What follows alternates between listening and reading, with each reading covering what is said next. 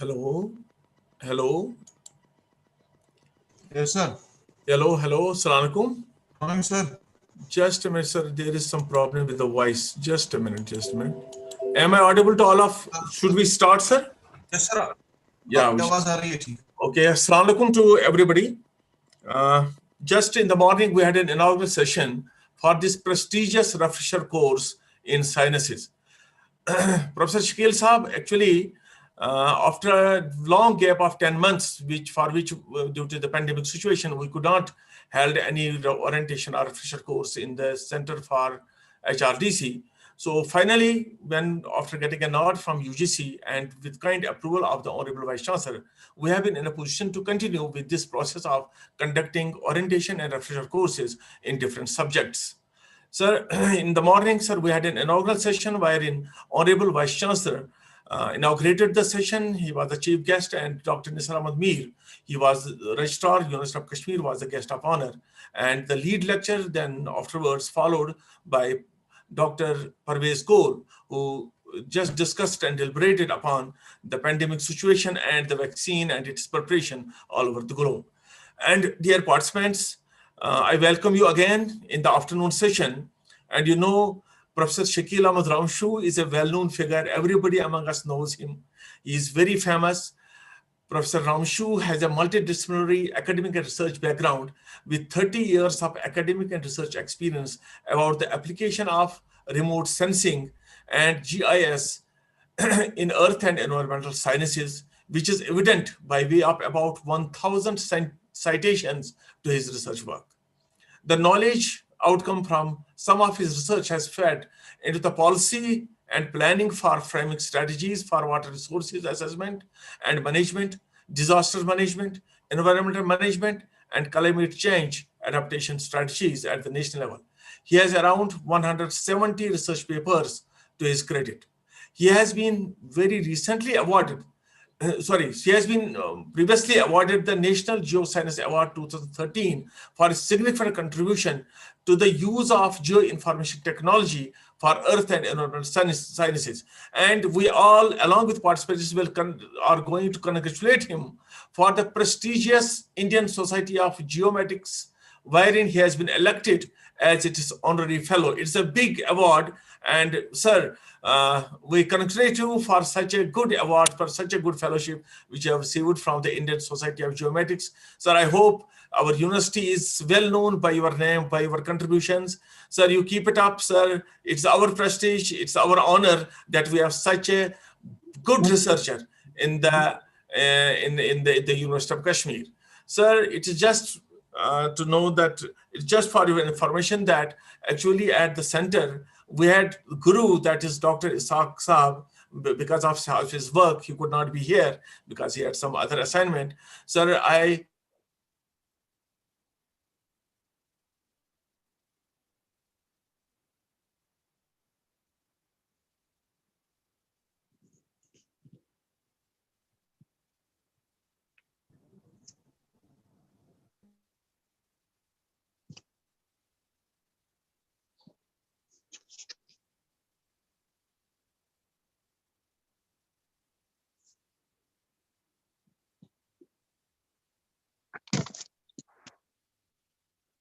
Sir, excuse me, am I audible, sir? Professor Mushtaq Saab. You are audible, sir. इनका mute है mic. You heard me or no? आपने Yes, सुना? sir. Yes, sir. थोड़ा miss हो गया last का. Okay. I congratulated Professor Shakil Ahmad Ramshu Saab for his prestigious Indian Society of Geomatics, wherein he has been elected as its honorary fellow. So, sir, I congratulated on behalf of the Center for HRDC and on behalf of the participants, sir. Sir, you are a well-known researcher and you are very famous in the University of Kashmir, and for your contributions in the research and in the projects, sir, you have been honored also with the prestigious position in the university, that is Dean Research, wherein we are expecting that you will be contributing a lot towards the research and development of the university. Sir, I was just introducing that my coordinator for UGC HRDC Center, Dr. Ishaq, because of work, because he had some issue, he could not be here, that he worked very hard because of your overwhelming response, especially by the participants, that we should start the refresher course, even if it is possible on online mode. Though there were a number of issues, number of problems for launching such program due to the IT-related issues. But finally, with the help of Dr. Geer Saab, we succeeded in launching this program in this was a refresher course in Cyrus's. Thank you very much, sir. Sir, without taking too much of time, sir, please continue your deliberation and excuse me, sir. Professor Mushtaq Saab, I have just joined. Thank you. I thought that you are not here. Sorry, sir. Yeah, no, thank you very much. Thank you very much. I have just now joined. Thank you very much for introducing our worthy resource person, our lead, host, lead lecturer for this particular session, Professor Shakil Ramshu Saab. And as per convention, we appoint one of the participants as the moderator of the session. In the previous session also, I couldn't give time to the moderator, so I would request the moderator of the session to please start the session, and then Professor Shakil Ramshu Saab will begin with his talk. Moderator of the session, please. Okay, sir. Do we have a moderator of the session on board? Has he joined? I think perhaps he has not been able to join. So, but anyway, I will request Professor Shakil Ahmad Ramshu Saab to begin with his lead lecture on the pollutants, their sources, their effects, and many other implications. Professor Shakil Ramshu Saab, over. Okay, thank you very much. And very good afternoon to all of you. Good afternoon, sir. And, I thank Professor Mushtaq Saab for a very, nice introduction of mine, little bit exaggerated, but anyway, so, and also Dr. Geer Saab, thank you very much for having me as one of the lead lecturers for the course on the first day. And the topic that I have chosen, for today's deliberation is particulate pollution in Kashmir. So I don't know how many of you are aware about the seriousness of this issue in Kashmir. I believe many of us, really are not, because we always believe that agar firdos baroe zameen ast hami asto hami asto hami asto. We have been told about this, that we are in fact having the most beautiful part of the earth, and that indeed there is no doubt on that. But at the same time, I will just today give an impression that what is the status of the particulate pollution, what are the sources, and if there are any issues related to particulate pollution, what are those, and what are the implications of this, consequences of this particulate pollution. And I will be, briefly talking about why, there is a pollution in Kashmir Valley. If we believe that we are, as beautiful as paradise, so why should there be a pollution in the first place in Kashmir Valley? Does it mean that we have grown, or we have so much of industrialization, or what is it? or are we, environmentally unconscious? So, or it has to do with something natural. I mean, though the nature has, given us a very beautiful picturesque landscape, at the same time, has it to do with that also? So I will, briefly talk about the geomorphic setup of Kashmir, how the geography, how the geomorphic, evolution of Kashmir has to probably do a lot with the pollution that we have. It is not that we have recently, this problem. Probably this is there for a long time. And what is the status of this particulate pollution? How good, how bad, or it is? And what about the seasonality? Every, what is happening to the particulate pollution in 365 days here? And where from these come? So there is I will tell you as we move, there is a natural sources and there are anthropogenic sources. With natural, we cannot do anything. So if Kashmir has evolved as a valley, or as it has certain geomorphic setup, very characteristic, so we can't do anything with that. But is there any anthropogenic, contribution, and how good or how significant that contribution is? And there we can do something to control that.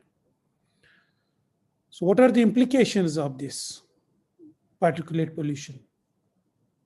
I mean, should we bother about it? And at the end, I will just draw a few conclusions about this talk.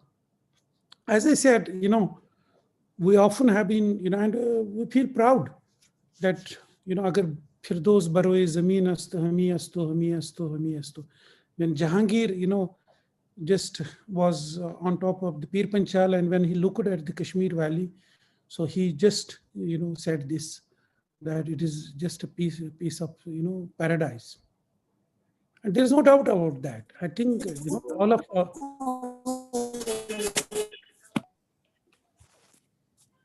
all of us agree that, when we look around the place, when we look around the places we have visited, or we look at the entire globe, the landscapes all across the globe, and we feel that Kashmir is really very beautiful, no doubt about that. But at the same time, it is not the topic of this lecture, but because of this landscape, we are vulnerable to earthquakes, we are vulnerable to landslides, we are vulnerable to floods, we are many other things at the same time. And also we are vulnerable to the pollution because of the landscape that we have inherited, or the nature or the God has bestowed upon us. So this makes us, vulnerable to pollution also. How? In 2016, many of us got offended when the World Health Organization is a very, credible organization in the world. When they give some, all of us are looking about the COVID updates. Nowadays, we have a serious issue, COVID. And so every week, every 2 days, 3 days, they give a press conference, and many of us make it a point to listen to them.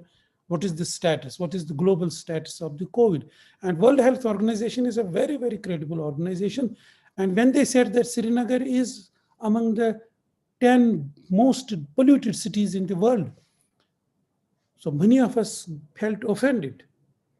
If you remember 2016, when this report came, and there were a lot of headlines in the newspapers, national newspapers, local newspapers, and many people did not believe that Srinagar is the 10th most dirty city or the most polluted city in the world.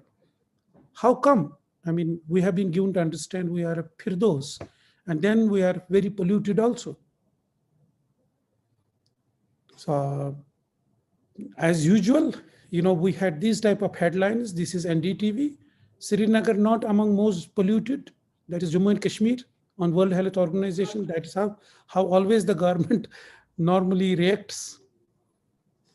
So they think probably the blame will come on us that we are not keeping the city clean. But I tell you, it has nothing to do with the government.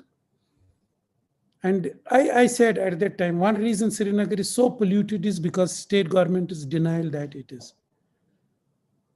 if a patient goes to a doctor and he is suffering from the, God forbid, cancer, and he denies, doctor says you are suffering from cancer, you have to go for chemotherapy, radiotherapy, and the patient does not agree. Patient does not, he says, no, nothing. And we have seen what is the outcome, what is the result. I said that, you will have to accept that this is a problem and then strategize, develop strategies to overcome this problem. And I said that one reason Srinagar is so polluted is state government denial that it is. So this type of attitude sometimes, leads us to, basically neglecting the problem at hand. And it is not that World Health Organization said us, and that's why we are, I had a paper in the Nature about the winter burst of pristine Kashmir Valley, where we said before 2016, 1 year before, we said that, surprisingly, it is a surprise to many at the international level also. So we are, everybody, Kashmir is known for the beauty. You go to any part of the world, and when people know that you are from Kashmir, or they say, they may not have been here, but they know that Kashmir is one of the very picturesque. And when you have reports or a research or a data that it is not so clean here there, so it really, surprises the people. And the people, after this, report in the Nature, also people started talking that, particularly during the winter, Kashmir air pristine, right or wrong. There are a lot of articles wherein they discuss it, they came in the newspapers there.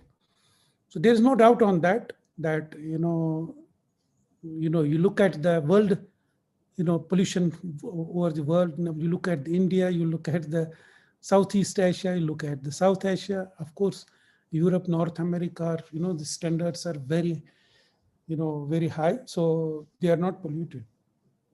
Their standards are much better than the pollution standards than the World Health Organization. But in India, in South Asia, in Southeast Asia, you have industries. We have no reasons why they are very polluted. But how come Kashmir, if you look at this, you can look at the, high pollution in Kashmir also.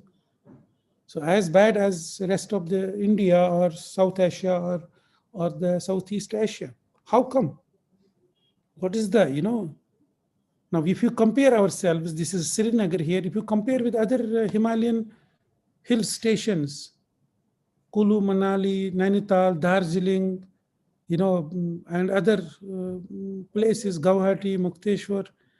So your, particulate pollution is much higher than compared to the, this is an average, 137 micrograms per cubic meter. Average, if you average 365 days, this is the, and it is as bad as Kathmandu. Kathmandu is also very known for the particulate pollution. It is as bad, but Kathmandu mein to kuch aur, industries bhi hai.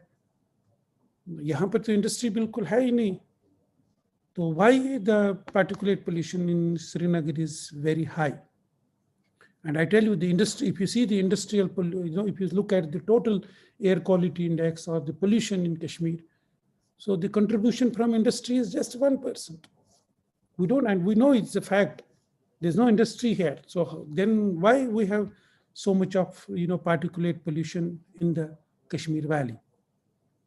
Now look at this image. I'm not sure whether the bandwidth allows me to have a real-time, display of these slides with you, but if it has already come, this picture, this is the 3D picture of Kashmir, Jammu Kashmir, Ladakh. Now look at the Kashmir Valley here. Now this is the Kashmir Valley. This is Ladakh, this is Zanskar, this is Ladakh, this is Karakoram, this is Gilgit here. And on the south, we have the Pir Panchal, this, then Doda and this Jammu here. Now concentrate on where our topic discussion is Kashmir. Look at this Kashmir Valley. It's a cup-like. The geomorphology, the geomorphic setup of Kashmir Valley is like a cup. And that has to do a lot with the particulate pollution here. And if you look at the, this Pir Panchal, it has evolved 4 million years back. So it is there, this problem is there for a long time, millions of years. Now, this valley-like structure, and it is not only confined to Kashmir. I showed you Kathmandu also is a valley. If you go to California Valley, if you go to the Po Valley in the, Italy, if you go to the Milan or many other, if you some of the valleys in the Alps.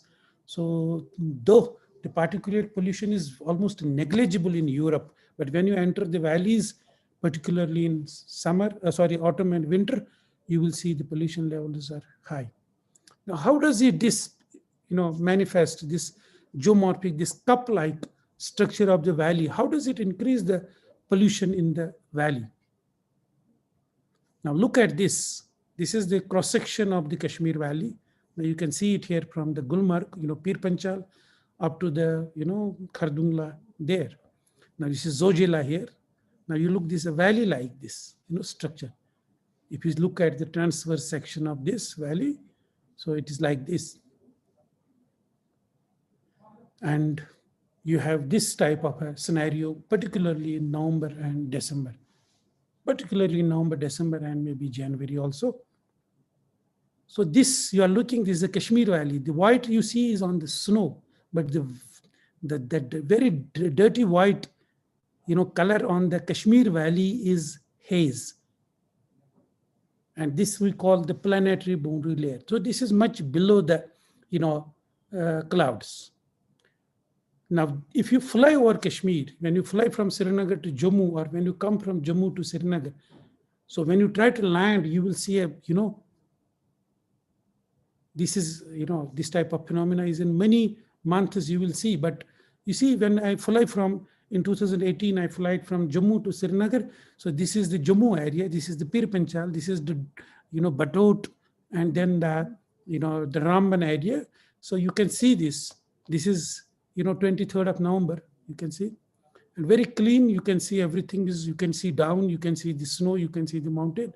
And when we enter the Kashmir Valley, so this is when you fly over the, Pir Panchal, enter into the Kashmir Valley, South Kashmir, and you see this type of a, haze, or this type of a layer. We call it atmospheric boundary layer. Cloud is much above this, and you are seeing that on this day, there is sunny weather above this.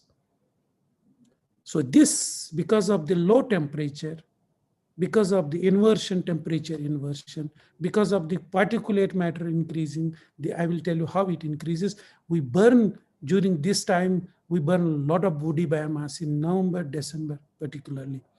The pruned material is burned. The leaves that have fallen are burned. We need, every office has today at least one bukhari of coal, and that emits very high concentration of particulate matter. We need more biomass burning for our hammams, for other things during the winter and these months. And there's a very high emission of the particulate matter in the Kashmir Valley. And over it, this planetary boundary layer is over the Kashmir Valley.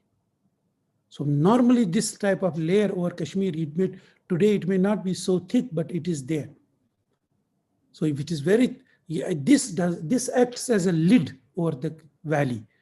Now you have particulate matter on certain days as bad as Delhi, 400, 450, 500 micrograms per cubic meter, as bad as Delhi during November, December on certain days.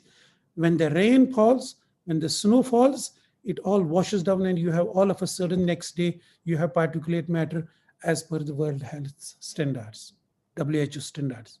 Because wet, it just deposits all the particulate matter. So because there's a lot of emission that's taking place below this lid, and this lid does not allow it to escape from the valley. So the particulate matter in autumn and winter is normally very high in Kashmir. So this World Health Organization report, which we said that Kashmir is one of the 10 dirtiest or more polluted cities in the world, because they took the average into consideration. In spring, in summer, you have a very good air quality, because this type of phenomena does not happen. The pollutants that are released in the Kashmir Valley are just escape out of this valley. The wind system takes them out of this valley. But in winter, it does not allow the pollutants to escape. So this particulate pollution concentration increases And I tell you, from the data, you will see it that it can reach up to 10 times the World Health Organization, 12 times, 15 times the national standards that we have set in the country. So again, you can see from Jammu, when you can look this, see the lid or the Kashmir Valley. This is Kashmir Valley, you can see here. So this type of, so cloud is much higher, and you look this is a photograph I have taken from the Gulmarg, where I have one observatory. Now you can look at these, this is the atmospheric boundary layer. Look at this haze-like. These are the mountains in the vicinity. So you can see the glaciers, you can see the snow, but this is near our, if you have seen the observation, the University of Kashmir observatory in Gulmarg, you can see when you look from there. So you get this type of entire Kashmir is covered by this haze, and it is not allowing it to escape. So this often happens during the autumn and winter. And then this is the period when we generate the pollutants, very high pollutants concentration there. And you can look at this atmospheric planetary boundary layer. In the summer, it is very high. It is above 1 kilometer. So it can, escape from these. But during winter, normally it is just less than 200. January, December, you see it is less than 200. In November, it is 280 meters above this layer with different concentration. Sometimes it is acute. Probably, if you recollect, just last year, for 10 days, the air traffic could not ply between Srinagar and other parts of the world. 10 days, the air traffic was disrupted. You couldn't move on the roads of Srinagar last year because the haze, this pollutant concentration was, this planetary boundary layer came down and the pollutant concentration increased. For 10 days, after 10 days, the sun became sunny and there was a wet precipitation, wet deposition, and we had a relief from the pollution. And I tell you, that time it was 550. I don't know how many of you can recollect that scene when even at midday, at noon also, you couldn't apply your cars on the streets of Srinagar. So it was so hazy, so dark, not to speak of 5 p.m. or in the 9 a.m. So it was very impossible. So, and the particulate concentration increased because this planetary boundary layer did not allow the pollutants to escape. You are generating more and more, you are producing more and more pollutants because you need to use cars, you need to use, these are the sources of pollutants, you are cooking, you are using hammams, you are burning the horticulture produce. So it is increasing, and then it could reach up to 550 concentration micrograms. Now, it is not only, as I was saying, it is not only specific to Kashmir. Wherever this type of a geomorphic setup is there, valley, like you can see Po Valley in the Italy, or even, if you have been to Milan in Italy, you can see there. I have seen the particulate pollution standards in Europe are very, very, high. So there is no, they have, whether it's cars, whether it's any industry, their standards, permissible limits of pollution are very low. So they have technology, they can do it. But even in these valleys, you can see here, Alps here, but you can see many of the valleys are covered by this planetary boundary layer, haze-like, and whatever is happening down, so it increases the particulate pollution. Similarly, you can see this. This is the Po Valley here. You can see above, you can see very clear, but you see the, this haze. So whatever is happening beneath this haze cannot escape from this, planetary boundary layer. And even in, this is in the California, you can see this California Valley here. Now, this similar type of, if you look into that, I don't have time to, discuss all the pollution, during this time, but it is very high. So we are comparing these, Kashmir Valley with some of the valleys in the Europe and in the North America and with the Kathmandu. And we have found that, they have similar, particularly this Europe and North America have similar meteorological, setup. This Kathmandu has a different, meteorological setup, but we are seeing that there is a similarity between Kashmir, Po Valley, and the Californian Valley there, and many other valleys also. So you can see this, you can see these valleys. So this is a very common phenomena all over. This haze develops. So, and because of the Most of you are from sciences, so understand the temperature inversion. So during the temperature inversion, so it is much cooler at the ground and hotter at the top. So then that basically does not allow that does not allow the pollutants to rise or to escape from they just settle near the ground surface, and it is a foggy like situation, mist like situation there. So just give an example. Now let's move to I was giving you the basis why that tells you why Kashmir is now highly polluted. So it has to do something. This is a natural part of it. Natural reasons why Kashmir is sometimes in winter and autumn highly polluted. Despite that, there is no industry here. Now, what is this particulate pollution? And I will be talking certain terms like particulate, PM2, particulate matter is PM 2.5, PM10, PM1. What is this 2.5? What is this 10? Or what is this 1? So this is basically the size of this particulate matter. These are very tiny particles, microscopic particles. Now, if you compare that with your hair, human hair has a size of 50 to 70 microns. 50 to 70. Now, particulate 10 means 10 microns. So 1/10 of 1/7 or 1, of a human hair, it is size, diameter.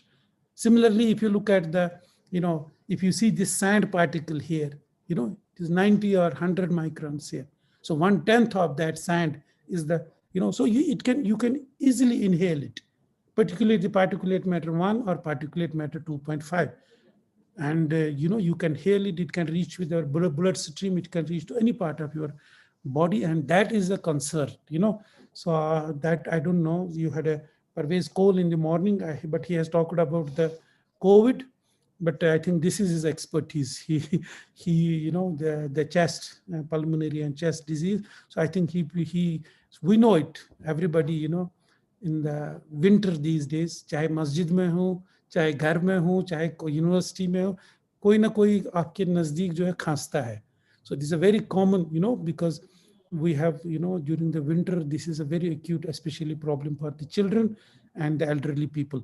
And this is because of the high pollutant load, high particulate matter concentration in the atmosphere. And then, basically my interest in this particulate pollution is basically from climate change point of view, from glacier point of view. I'm not really looking it from health point of view, or I'm not really looking into other aspects of view, but because, these particulate matter, particularly one of the particulate matter is, when we say PM 2.5, there's a lot of concentration, a lot of contribution from the black carbon. Now, this has two impacts. One is basically it increases the temperature. Its radiative forcing is very high. I mean, when the solar radiation is incident on the particulate matter, either it can absorb or it can, reflect or scatter. Now, many of these are absorbing. So when they absorb it, so the radiative forcing, they can increase the temperature of the atmosphere around the surface of Earth. So lead to more, global warming or temperature increase. And the other is, because I was discussing the geomorphic setup of Kashmir Valley, I have observed 10 years back, I saw that, the Pir Panchal glaciers. Pir Panchal means the mountain range, which is in Gulmarg, and Yusmarg, and then you go to the Shupian, Pir Ki Gali and all that. These are the Pir Panchal mountains. The mountains that we encounter when we enter from Jammu to Srinagar. And you know how much snow we get in the Pir Panchal even today? Very lot of snow, much more than the Greater Himalaya, Pahalgam, and in that.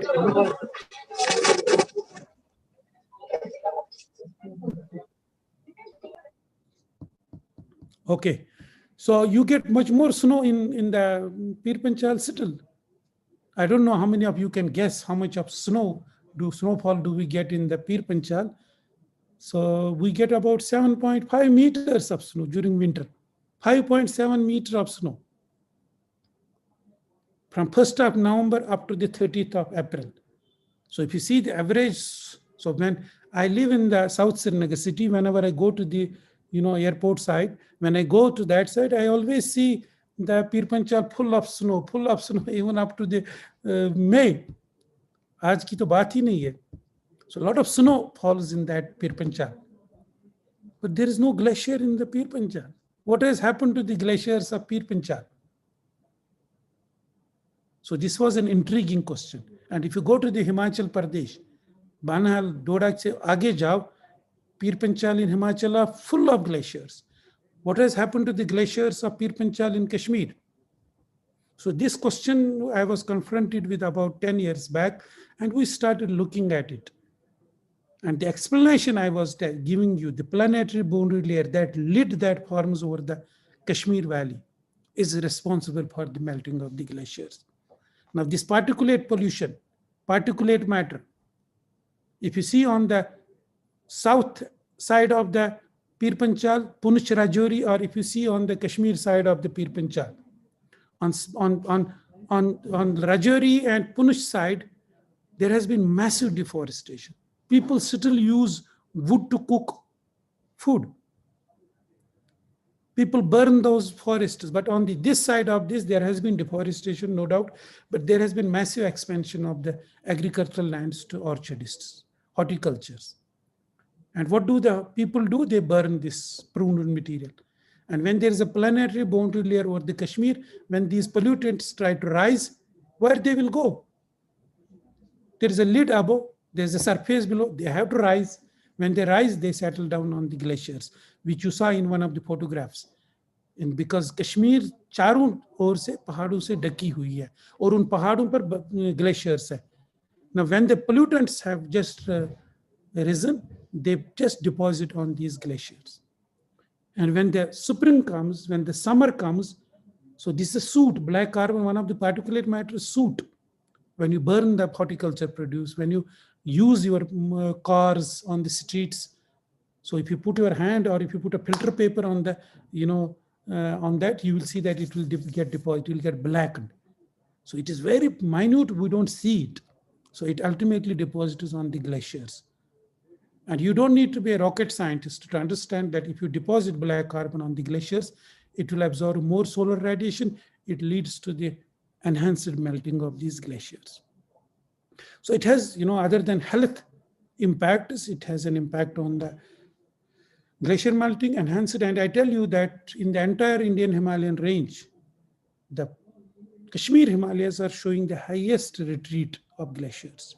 And one of the reasons is this, that I am talking to you. The particulate pollution, the geomorphic setup of this, the expansion of horticulture, the increasing density of cars on the roads, the massive unregulated brick kiln expansion in the Kashmir Valley, and then they emit this particulate pollution which is not able to escape from the valley. And in the in the University of Kashmir, we have the privilege to have the only air quality observatory laboratory that we have is on the University of Kashmir. Since 2012, we have been monitoring the air quality, almost about a dozen of parameters, not only the PM 2.5, PM10, or black carbon, or carbon monoxide, carbon dioxide, nitrous oxide, methane, ozone, almost all the parameters that are important to know the pollution status of a place. So we are using it. And the World Health Organization WHO report was based on the data from this laboratory only. And so we have real time after every 5 minutes. So we can put it up in 1 minute. After every 5 minutes, we monitor all the parameters, pollutants in the Kashmir Valley here. And now look at this graph. This is particulate matter. On the y-axis, it is particulate matter 10. And on the x-axis, it is from 2013 to 2018, because we have published it already 2012 data in the Nature Scientific Reports. But you can look at this, average, very high, which is all, and then look this pattern. In autumn, winter, these are the autumn. When you start in the, October, then you can see it starts rising up. Again, winter, you come spring and summer, you have less. And again, so this is whether it is particulate matter 2.5 or whether it is particulate matter 10. So you have every year this, if we had 100 years data, probably it will be 100.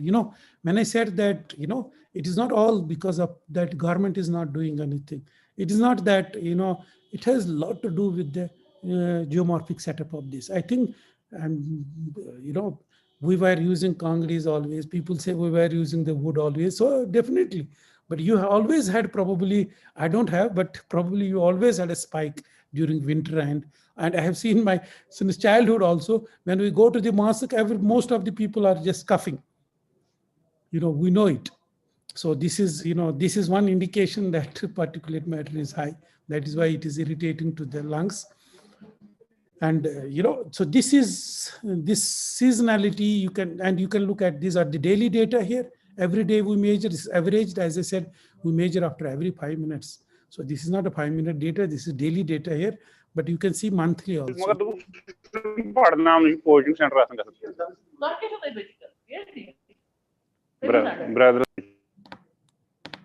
So you can see this, these monthly data here. Again, you can see this from October, November, December, and January here, So you have a problem in these months. And this has to do a lot with the weather that we have, temperature inversion and, related to and you can see this, it's very high, observed, even sometimes 300, even the last week before the snowfall, it was about, 270, 280, against the,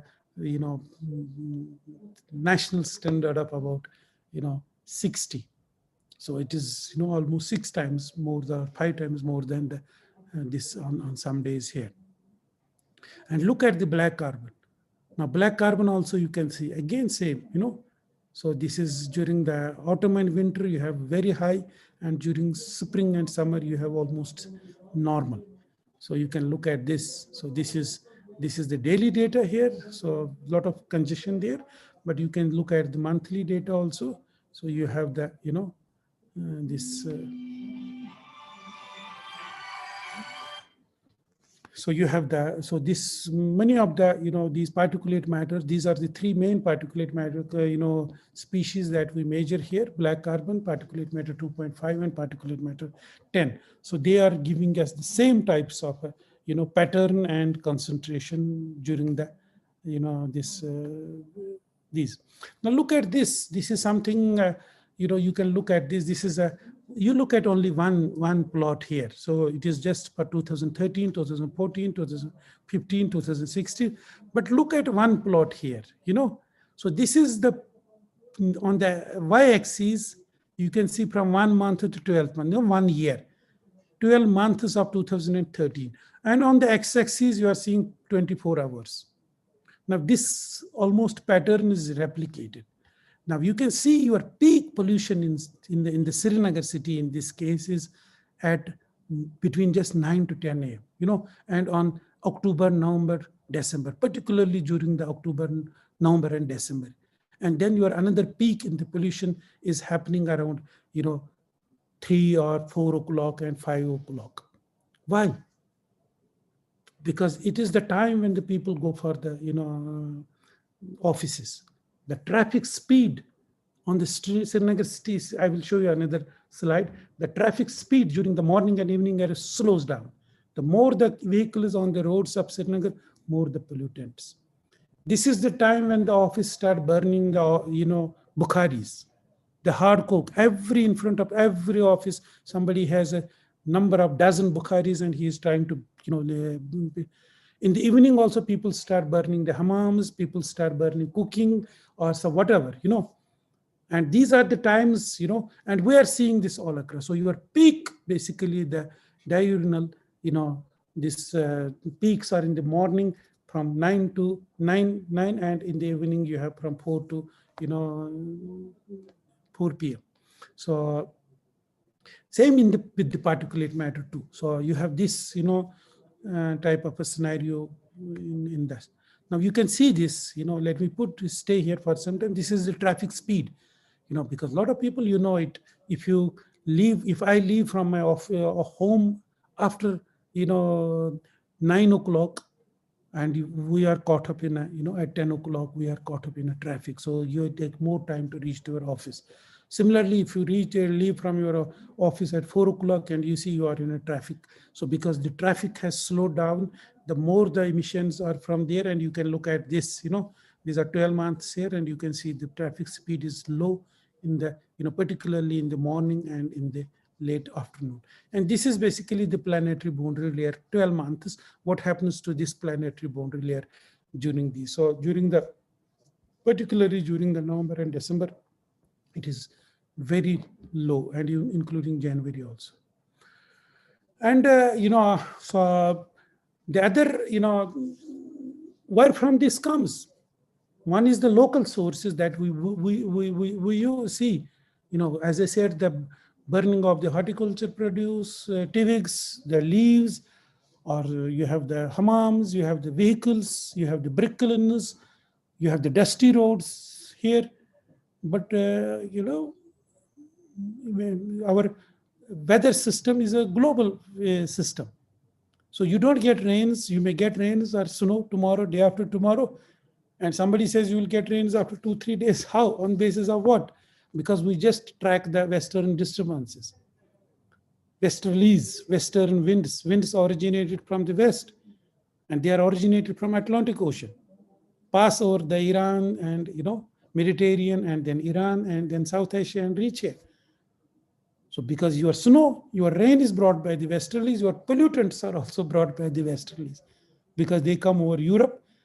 But there's not much pollution over Europe, but South Asia, Iran, this dust sometimes, So in some months you can have, you know about the Indo-Gangetic plain. In Delhi, suppose in November, December, the Delhi pollution, they say, is because of the burning of this stubble or agriculture, this stubble in Haryana, Punjab, UP. But luckily, it doesn't reach to us. So you can see here, you can see the November, December, it will not reach to us. Why? Because our wind system in October, November, December, January, February, March, April is not from the India side, from the Indo-Gangetic plain side. So we do get monsoons in July or August, but luckily there is no burning in July and August in the Indo-Gangetic plain.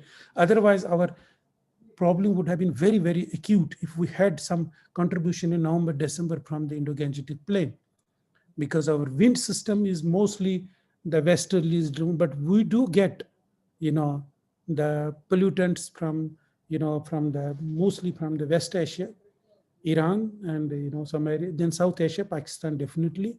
We do get, and some trajectories you can see from even from the Central Asia also, but mostly it is from the West Asia, and very little we get from the Indo-Gangetic plain, because the wind system, fortunately, does not favor the transport of pollutants from Indo-Gangetic plain over the, Pir Panchal. Pir Panchal acts as a barrier, so they cannot enter. So Jammu can have, some haze, can have some particulate sources, particulate matter source, pollution sources from Punjab and Haryana if the wind system is in that direction.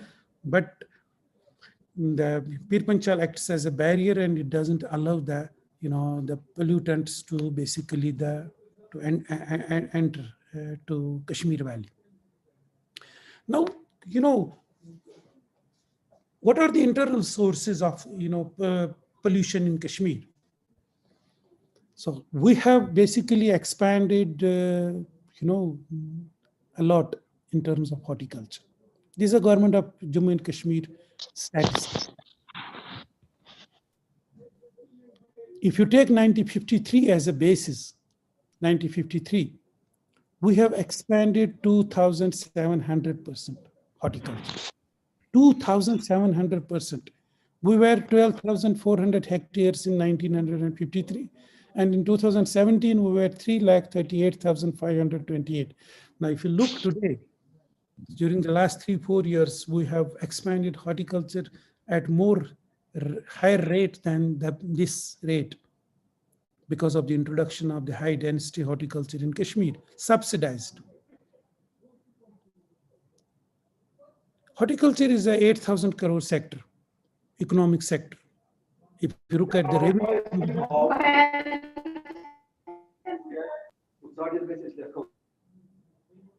so if you look at the, the revenue that we get from the horticulture is 8,000 crore. So it's a very important sector of our economy. We can't say, we can't grow horticulture because it is very important sector of our economy. And if you look at the 15th Economic Survey report, that says that this sector has a potential to grow 30,000 crores. A 30,000 crore sector, economic sector. How can we, say no to it? And it is not only Kashmir that is growing the apples. The entire Europe is growing the apples. The entire North America is growing the apples. Go to the China, every province is, growing the apples. New Zealand. So how do they, and why there are so good pollutant, limits? Why the pollution is so good, despite that they have expanded. And you get a Californian apple, you get a New Zealand apple in Kashmir also. In the Bombay or Delhi ki to baat hi nahi hai. So why, what we were doing in 1953 with this horticulture pruned material, we are exactly doing same thing today. Tremendous technological development has taken place all over the world. And I will come to that later, here, but look at this horticulture expansion in last 10 years. So you can see, this is just 10 years. But in last, 70 years, we have almost 60 years, we have grown 2,700%, 27 times. This is 10 years here, And this is very common. These are the burn spots, those in many of you who are from the, countryside. So you know that this type of a scenario is very common in our villages, wherever there are orchardists. Very, very common these days. Last month, this month, November. So when they are done with the harvesting of the apples, the leaves start falling, and this type of a process just all over the Kashmir, this types of, and this has been happening since centuries. There is no change in that. So can you see this type of a scenario in North America, Europe, or even in China? People will be doing like this, I think, this is something very important, and I will tell you that, you can see this, these are the burned sites at any day in Kashmir Valley. Hundreds of these type of, thousands of this type of. So, and where will this go? This smoke you are seeing. This is the smoke you see is the particulate matter, PM 2.5, PM 10. And there are some papers I have read by some doctors where they say these, unfortunately, this is done by the women. So you can see everywhere, these are the women. The men are doing something probably better. So this is left to the women. And you can see that there are reports that they are facing acute chest diseases. The women, those are associated with the orchardists and this. And I don't think in a civilized world, in a modern world where we have a lot of concern for the health, we have a lot of concern for the environment, this type of scenario. But what is the alternative? Why have we failed to develop the alternatives for this type of a very environmentally unfriendly practice? Everywhere in the world, whether it is the North America, whether it is the Europe, or whether it is the, China, this horticulture pruned material is converted into pellets, wood pellets. And it is not a rocket technology. It's a very simple, cost-effective, very minimum technology that can help us to convert these wood, these branches, twigs into wood pellets. And these wood pellets are they have more density and they have very high calorific value. Every other third house in Srinagar city, and maybe some other towns also, but I don't know, but we made some survey. Every third new house that is being constructed in Srinagar city has a hammam. And imagine the market for these wood pellets all over the world, they are used for only for the heating of the Europe में सर्दी बहुत होती है. North America में तो -27 is a very common thing, -27, -28 these days. We don't have minus. हमारा दिन में तो 8 जाता है, आज -5.9 डिग्री था रात को श्रीनगर में, but in North America -30, -35 is very common in Canada. उनको भी तो हीटिंग की जरूरत है. They have other sources of heat also, but in Europe, in North America, this material is used for making the wood pellets, and this wood pellet feeds into the heating of the houses. So you could take care of the environment, and you could take care of the employment, you could generate some revenue in a very good way. But it has not been, I mean, we have not built the technical capacity of our orchardists. If you just Google, please Google after this lecture, Alibaba, www.alibaba.com, and put a keyword, wood pellet making machine. Wood pellet making machine is a, Alibaba, all, is a very, very big online portal, like we have Amazon here, Chinese. And you will see that orchard of 2 hectares, Saji, 40 canals, 50 canals, 60 canals, you can buy a pellet making machine for 4-5 lakh rupees.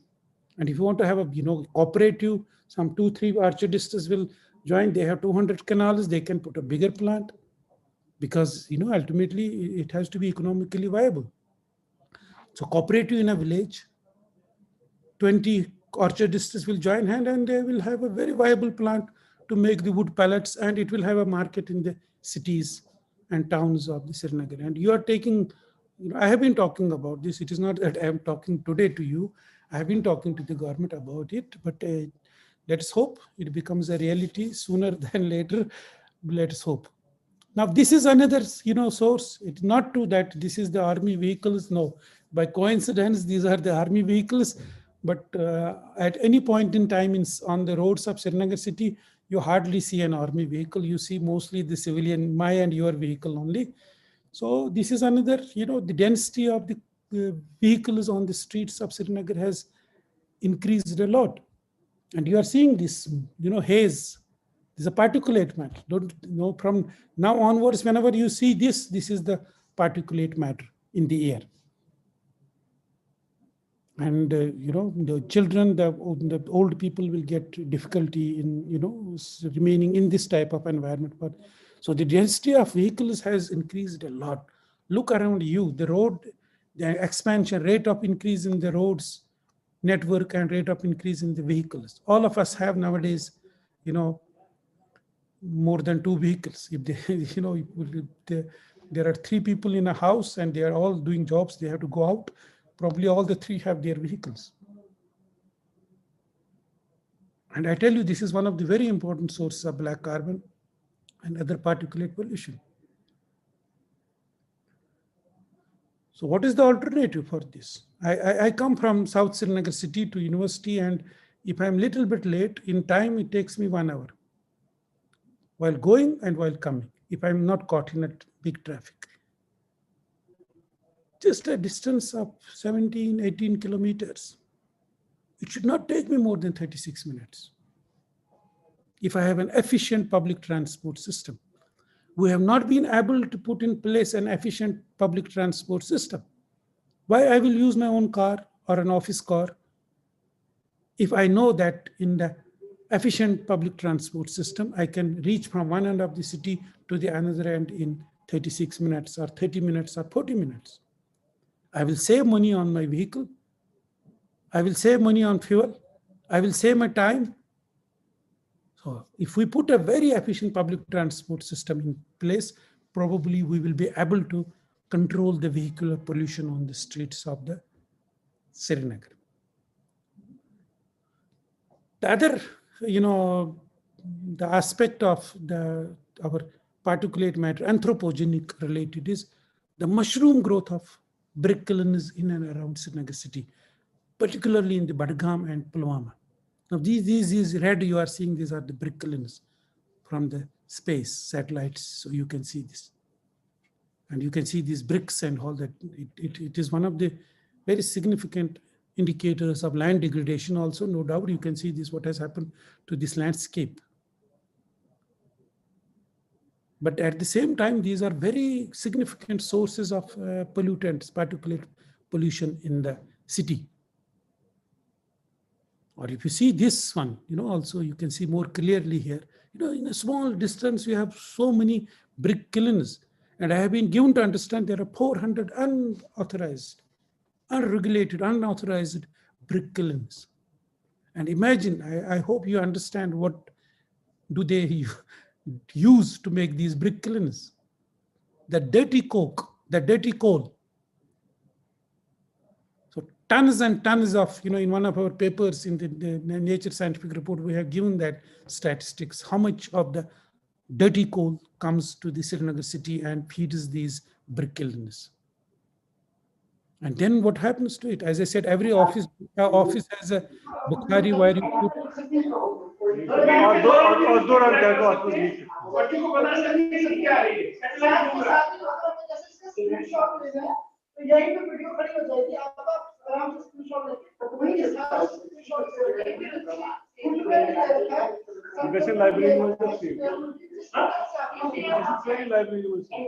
I think somebody need to regulate this noise.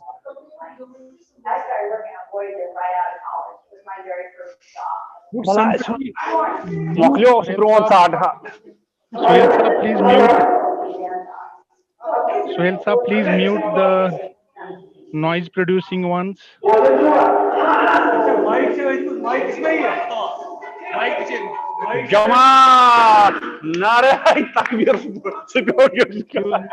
Suhail sir, please mute them.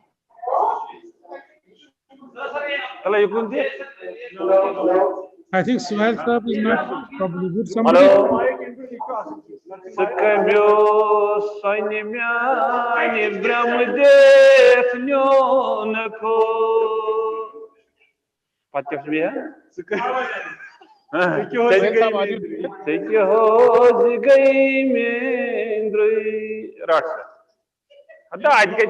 Dr. Iqbal Hussain Qadri, please mute yourself. Dr. Iqbal Hussain Qadri.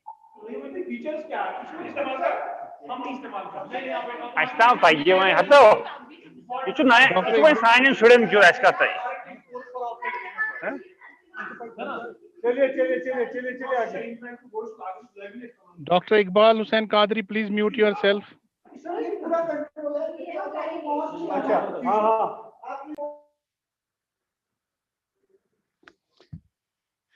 Okay, unfortunate, but this is the problem with the, unregulation. So I was talking about the unregulation. So if you don't regulate the people also, so you have this type of problems. So these brick kilns are also not regulated. So they are free to, as they were doing the noise pollution, so they are also free to do the air pollution here, these brick kilns. And I tell you, this is a very significant source of air pollution in the city. And in addition to this, the other sources of the pollution in Kashmir Valley are the dusty roads. So we know it, even in the Srinagar city, if you move around the roads of the city, and you will find a lot of dust, particularly, when you measure the particulate matter near the roads and off the roads, so the concentration of particulate matter varies by 4 or 5 times normally. So you have very dusty roads all over the valley, no doubt, but in the Srinagar city also, unfortunately, there should be not dusty roads, but you have, not macadamized roads. You have sometimes the metal roads, and even those that are macadamized, they have, the high deposition of the particulate matter. And whenever there is a wind or something, or whenever a vehicle flies by that side, you are seeing that the government had done something. You must have heard about that. Solid waste cannot be burned. Then the vehicles that are carrying the sand or the bajri or the stones. They need to be covered with the cloth and tarpaulin and all that. But despite that, we have seen that the particulate pollution in the Srinagar city is very, very, very, very high. And let me just go to the concluding slide of my presentation. That this is a fact, that particularly during the autumn and winter, the particulate matter pollution in Kashmir is much higher than the World Health or the national standards. So overall, but if you look at the total, this, but particularly this is during the autumn and the winter for the reasons that I described during the last, in my previous slides. But at the same time, let me tell you that the autumn, the spring and summer particulate or air pollution is, not a big issue. It is just well visible. Another thing I wanted to make it clear here, this WHO Health Organization of categorization of the Srinagar as one of the 10 polluted cities in the world was basically using only particulate matter into consideration. Air pollution is not only the particulate matter.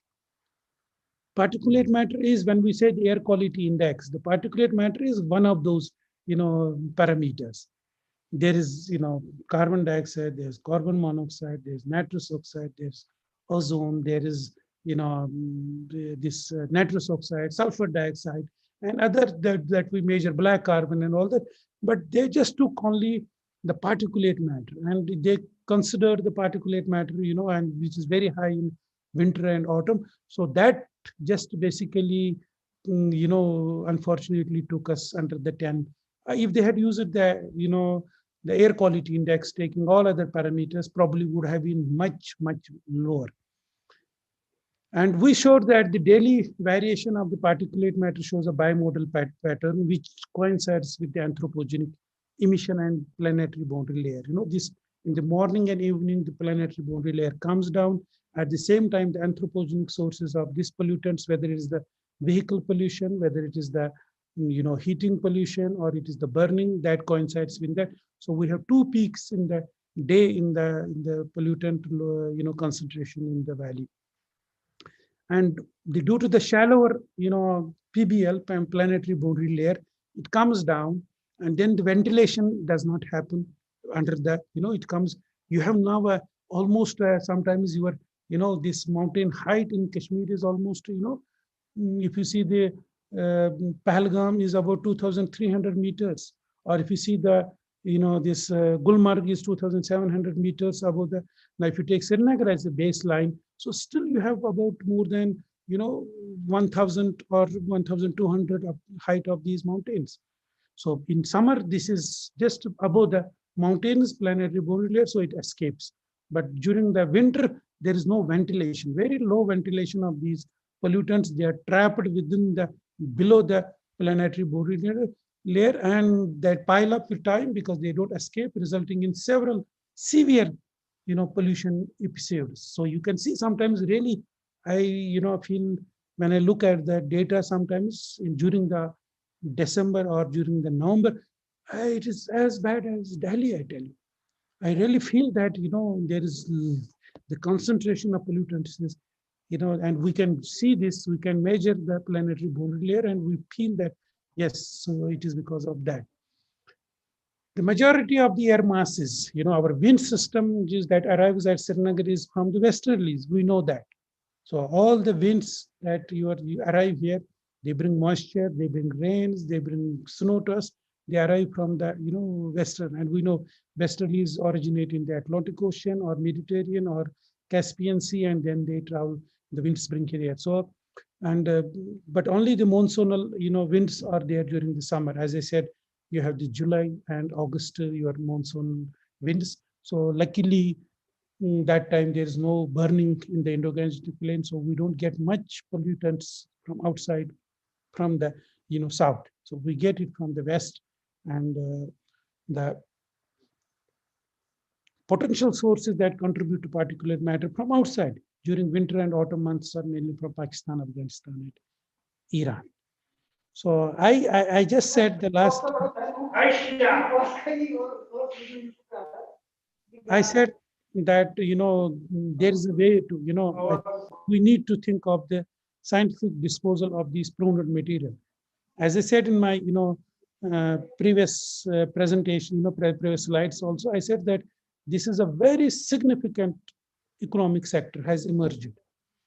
So this is a very important. Horticulture is a very, but it needs to be promoted in a way that is environmental friendly. And there are examples, there are best practices available, for us to emulate from the rest of the world, and we can do it. And probably it will be environment friendly, and also it will be it will add more revenue to our economy. So that needs to be, we need to build the technical capacity of the orchardists. This, and government has an important role in this to play, and they can subsidize this. They can facilitate the cooperatives within the villages or a group of villages in order to have viable, these wood pellet making plants all over the Kashmir Valley. Yes, we need to have the cleaner sources of energy for winter warming. Unfortunately, this is particularly with the government offices. Huge amount of this dirty coal is basically used in the government offices, security establishments, and many, you have mostly, and also the brick kilns. So this is if you can say, it is thousands of tons of coal being bought into this valley and then burned here, and it adds to the particulate pollution. Very significant amount of it is from these. So we need to think of cleaner sources of energy. If we had in the Europe, one reason that they don't need to burn it also is that they have their very alternate sources of energy, which are renewable, which are more environmental friendly. And as I said, we need to have a very efficient public transport system. So that is very important. I think we need to plan for a very efficient public transport system. Otherwise, it is going to be, because with the, there's a need. It is not that somebody has 3 or 4 cars in his house and they need it, because the public transport is very inefficient. If I leave from here probably in the evening after, and I don't use an office car or my own car, I may not get even transport to reach to my back to my home. There is no transport on the roads probably. So if you are in a Europe, or if you are in a North America, or if you are in East Asia, you can have a 24/7 transport, very efficient. Any time of the night you can leave, and so you can use the public transport in very low emission levels, that has very good roads, everything. So I think that is very important for us, not only for the pollution, for many other reasons also. We need to have a very efficient, because that will save our economy. That will help us people to contribute more to their office time, work time, whether they are, because we waste a lot of time in the transportation. So that in a way is a drag on our economy, on our GDP. So probably we can reach office 1 hour or 2 hours. We can spend more in the offices or in the public or anywhere wherever we work. And probably it will make us more efficient and generate more revenue and economy for the, for the GDP. And also this, control of brick kilns is very important, I tell you.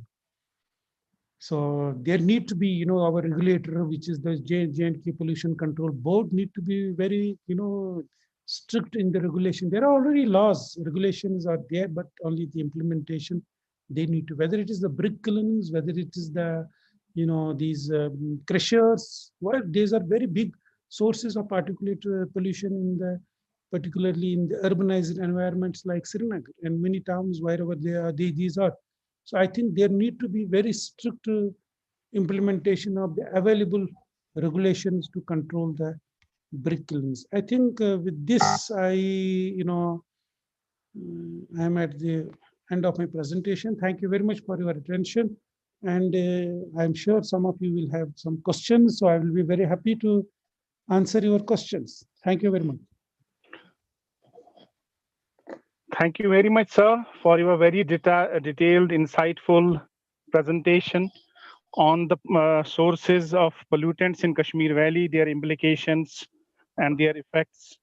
It was really a very comprehensive and detailed presentation wherein you dwelt upon all the aspects of the pollution in Kashmir Valley, particularly the particulate pollution and its repercussions along with their sources. I'm sure that the participants might have benefited a lot and they might have gained a lot of knowledge about this aspect. So many times earlier, they have heard you about glaciers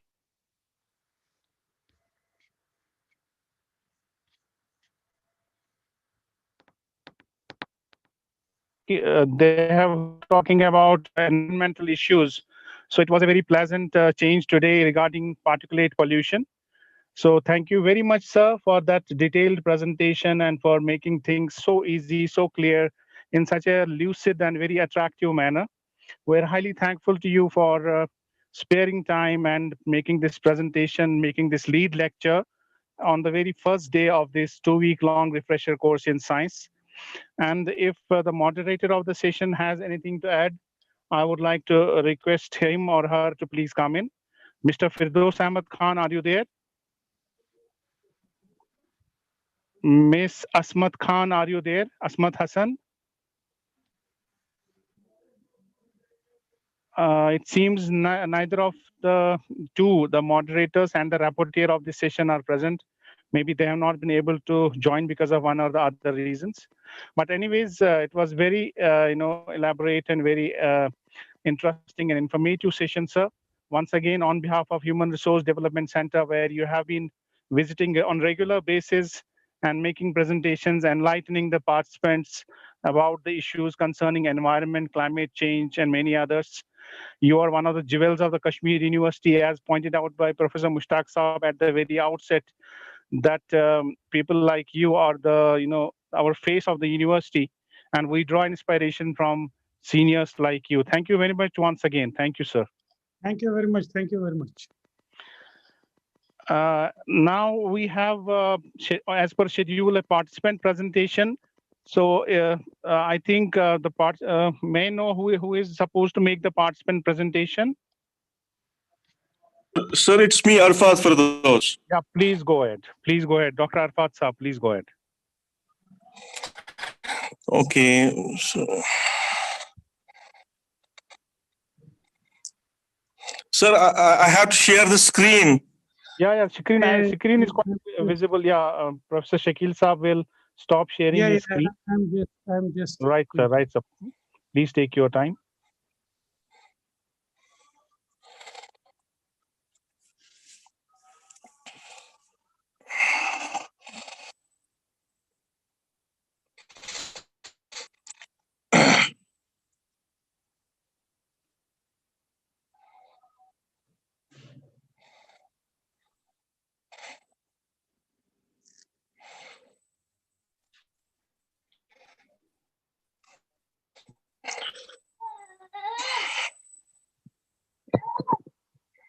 So,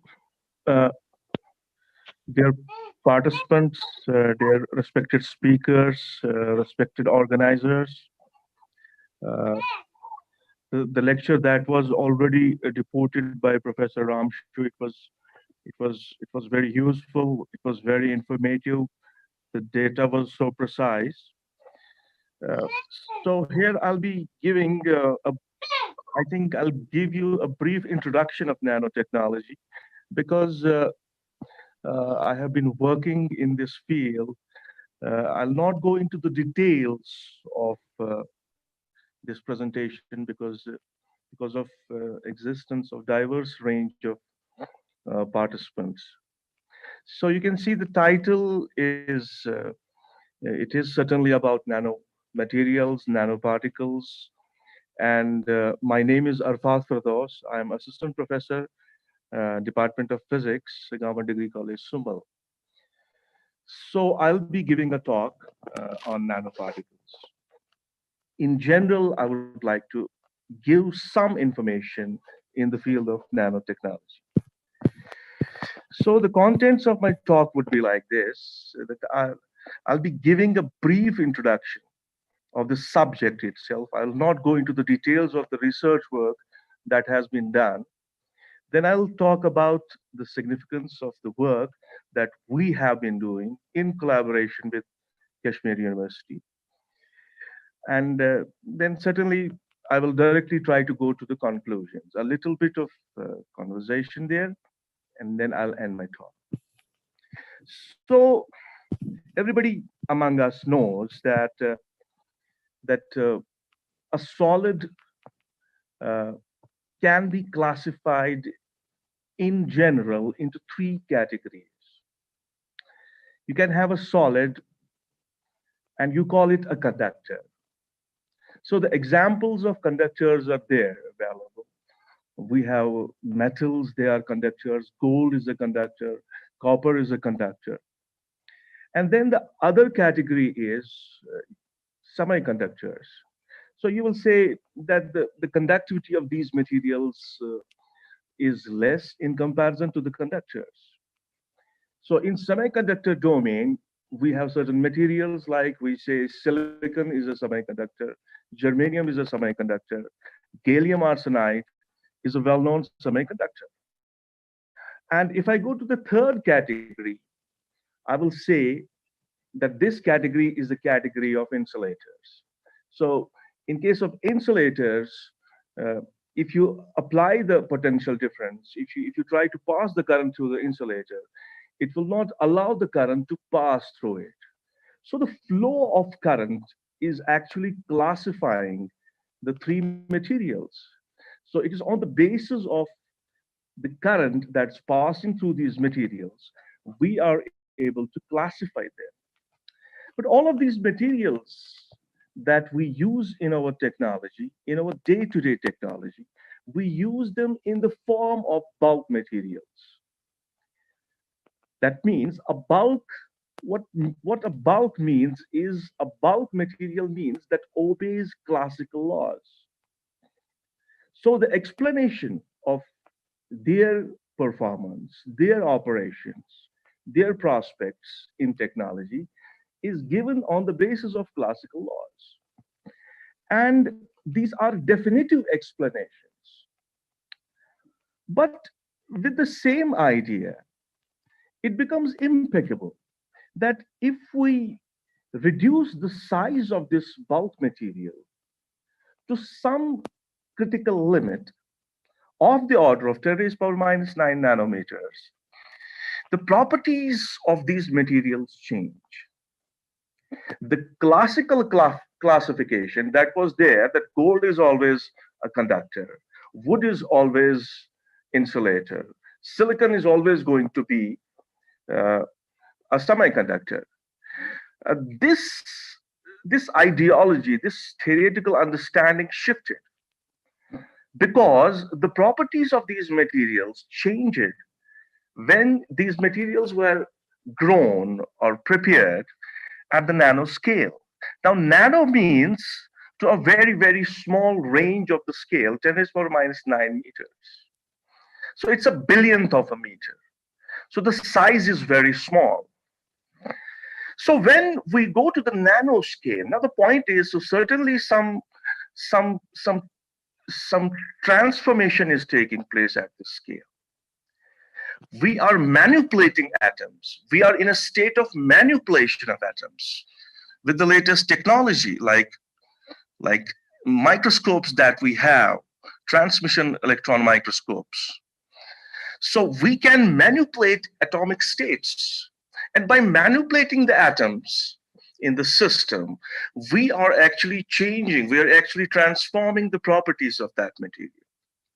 Now the question arises here that we have the same material. If I have iron in the bulk form, it is made up of iron atoms. And I have the same iron at the nanoscale, say for the sake of an argument, it becomes a semiconductor at nanoscale, say for the sake of argument. So the answer to this question comes that in a bulk material, because at least we have that state of understanding that the carrier of the current in these materials is electrons. So when we talk about the bulk material, an electron will never see the boundary of that material. It will cross billions of rooms, but it will never find the boundary. But the same electron at the nanoscale when moves around in the system, it finds boundaries. So finding a boundary means that there is some kind of change. There is some kind of change that's going to take place. And you are exposing more atoms to the outer environment.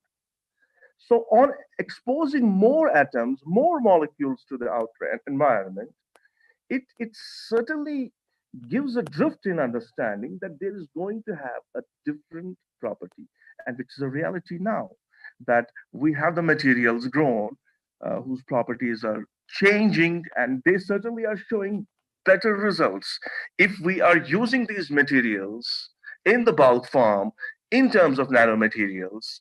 There is a lot of technological change that's coming in the societies. So here I'm reporting something like size and shape of the material have a crucial role in its properties. Materials behave differently at nanoscale.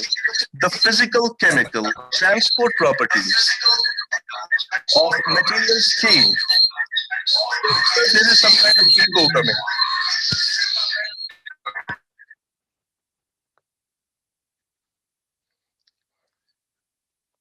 Am I audible, sir?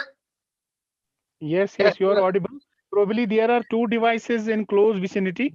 Please keep one device off. I don't have any other device. Okay, now you're audible. You're audible, sir. Okay. So here on the slide, I'm reporting those changes that we find at the nanoscale. So the point is that all you need is to manipulate these atoms. When you manipulate these atoms at the nanoscale, the manipulation leads to the different character of that material. Its properties are changing. That means gold is a best known conductor. You allow the current to pass through the gold, it's a good conductor. But when I go to the domain of nanoscale of gold atoms, I find that it behaves like an insulator. Maybe in certain case, it behaves as a semiconductor.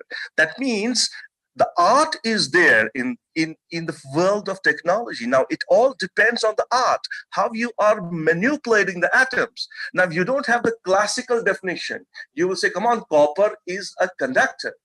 No, a copper can be anything depending on the manipulation of atoms that people are doing at engineering scale, at the research scale, at all levels. So here I'm giving a reason, a superficial reason for why there are different properties of these materials at nanoscale. So the reasons in this context are assigned to the increase in surface cum volume ratio. So that means when you go down, when you go to the nanoscale of the same material, you have more atoms, you have more molecules exposed to the environment. So they behave in a different way. These electrons are able to see the environment because you are at a very small scale. At the same time, when you talk about the bulk materials, in bulk materials, whatever explanation is there, the explanation is based on one argument. That argument is that the energy of the electron is continuous. Its energy is continuous, and the electron will never see the boundary. So this is the difference between the nanoscale materials and the bulk scale materials that are used in our day-to-day problems. So there is a need of new materials that holds better properties. Okay, of course, it should be like that. I should not be dependent on copper. I should not be dependent on something which I cannot use to a very great extent. So better properties and are cheaper than the traditional ones. Silicon and copper are good electrical conductors, but they lack flexibility.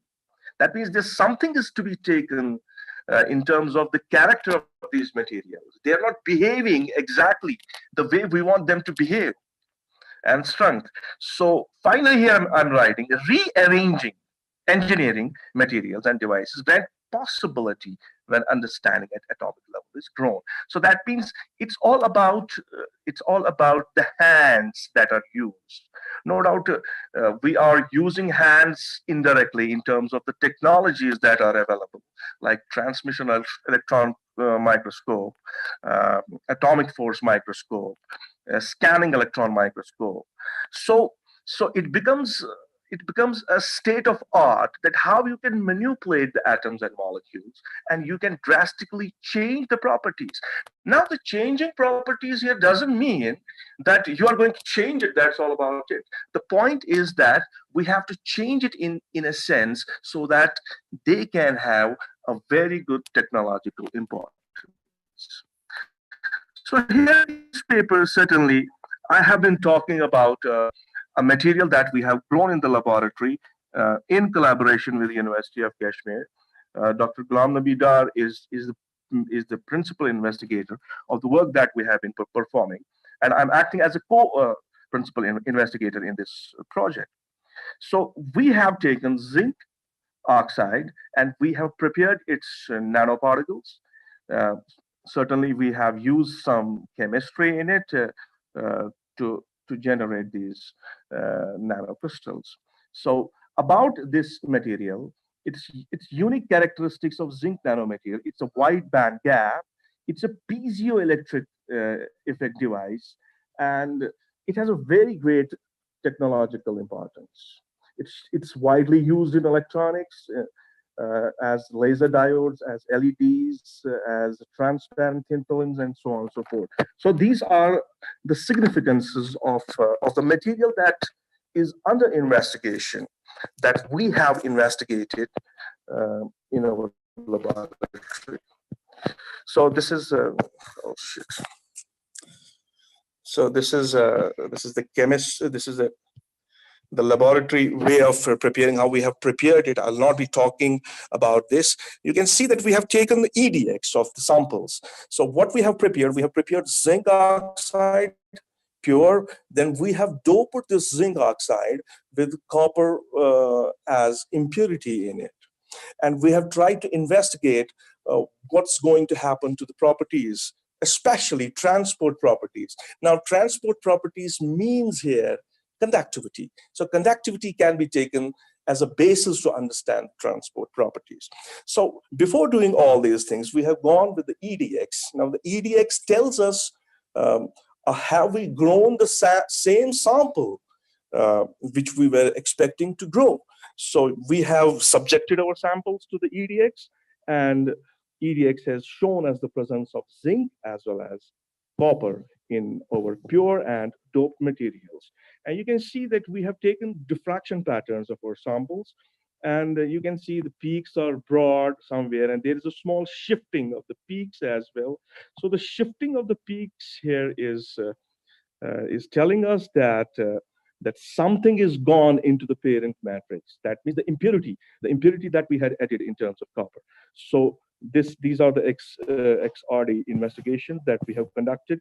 Then we have done certain measurements, and we have calculated the band gap of these materials, and the data is given here in terms of band gaps. You can see the band gap is decreasing on doping zinc oxide, and particle size is increasing. There's a Hoping distance that has been calculated. There has been density of states that has been calculated, and the band gap that has been calculated. So you can see that there is a variation of band gap in zinc oxide. So when we introduce copper into it, the band gap is decreasing. So that means the samples that we have prepared, they are redshifted with respect to the original sample. Now the zinc oxide that I'm talking here, it's a nano kind of thing that we have developed in the laboratory. And then we have gone through the optical studies, and this is the graph of the optical studies. And using this graph, we have calculated the band gaps. And then we have subjected the data to calculate these band gaps, which I have shown in the table above. We have undergone through the electrical properties of these materials. These are the graphs that we have plotted for all the three materials. And it is evident from the graphs that all the three materials are behaving as semiconducting materials. And then we have subjected the data that we have subjected this data to a mathematical modeling. We call that variable range hopping model. So we have subjected data to the variable range hopping model, and we have made certain calculations. And these calculations are reported here. So again, optical band gap, the particle size, the hopping distance, density of states, electrical band gaps. Uh, so, so these are the things that we have done. We have prepared zinc oxide using sol gel technique, and um, we have introduced the foreign impurities in terms of copper. There certainly were some good reasons of introducing copper into the zinc oxide, and we have made certain calculations in this context. So in general, I would like to say that uh, nanotechnology, it's a very beautiful field in the modern world. People are going in this field. A lot of research has already been done. There are hypothetical models. There is a model of an aircraft which can have a weight of 25 to 30 kilograms on, and its tensile strength is very high. It is highly strong. It's very light. So there are hypothetical models, and there are real models in place also. People have designed certain things, like they have designed T-shirts made of nanomaterials. The car colors have been made of nanomaterials.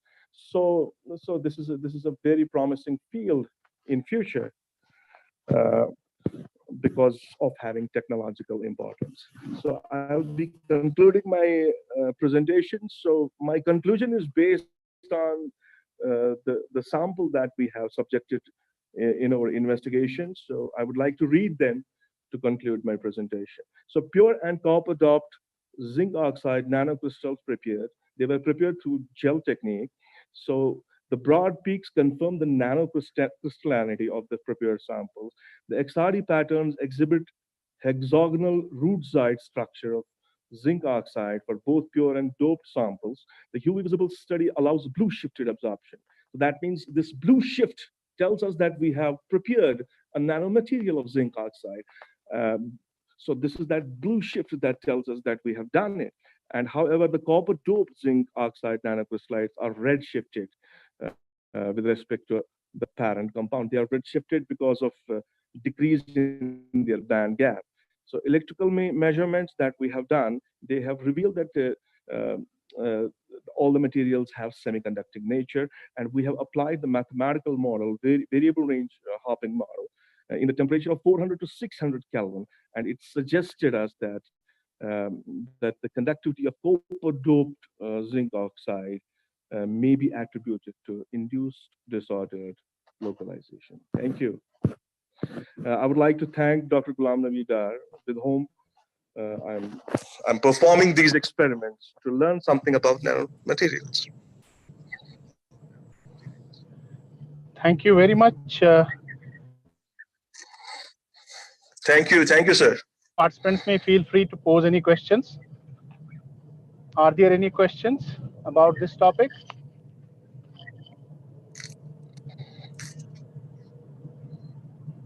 In case any participant has any question, please feel free to ask.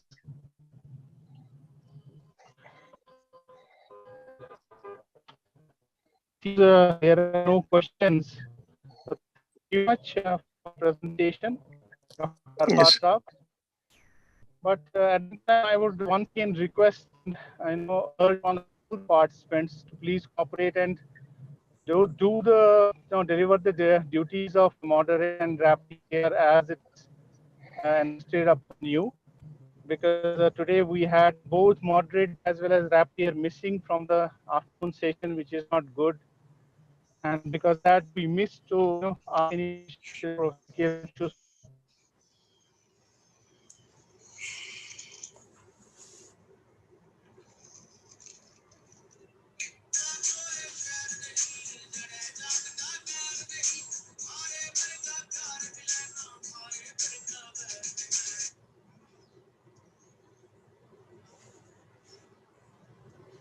I hope that from tomorrow onwards, all the participants will take their assignments very seriously, whether it is the moderator or the rapporteur or the participant presentation. And there will be no swapping. We'll have all these things at their own slots. So if anybody misses it out, he will be losing points. Anyway, there are 100 points on evaluation, and all these things are taken into consideration. Please take a note of it. If you miss out on moderation or reporting or on presentation, you will be losing those points. And that will be mentioned on the certificate towards the end of the course. So that brings us to the conclusion of today's session. It was really nice. We started with the inaugural session that was inaugurated by Honorable Vice Chancellor, Professor Talat Ahmed, sorry.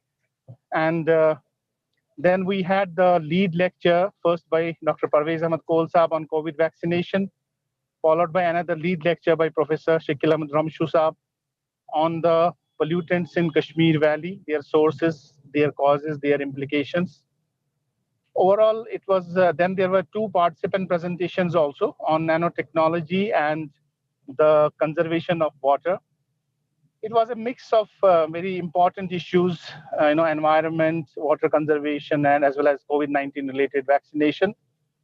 So we hope in days to come, the other sessions will be equally interesting and informative, and participants will continue to gain out of it. Once again, I would request all the participants to kindly be as sincere and as punctual as possible, and cooperate with us so that this exercise becomes a meaningful exercise. This course becomes very useful. At the end of the day, we take home some important messages. Some will gain some knowledge out of it, apart from having that certificate and the formality getting completed, which we need for our promotions. Thank you very much. We'll see you tomorrow. Tomorrow we'll begin our session at 11. Now, only today we had our morning session from 10:30. Though on papers our session is starting from 10:30, but we have given the timing of 11 o'clock, keeping in view various considerations, this being winter and many of the participants Link, please. travel. So what we are going to do is we'll be starting our morning session from 11. But please try to join at 11:15. Please try to join at 10:45 itself, so that by the time resource person also joins, all the participants are in the meeting.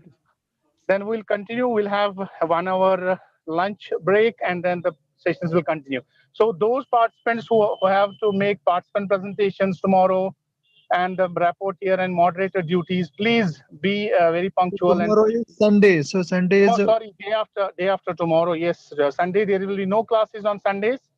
Day after tomorrow, on Monday, we'll meet again, and see you then. Allah Hafiz. Attendance link, please. Yeah, attendance link. Suhail Saab will put in the WhatsApp group. Suhail Saab, have you not put the attendance link as yet? It's already there, sir. I have dropped it number of times, both on the chat and as well as in the. Okay.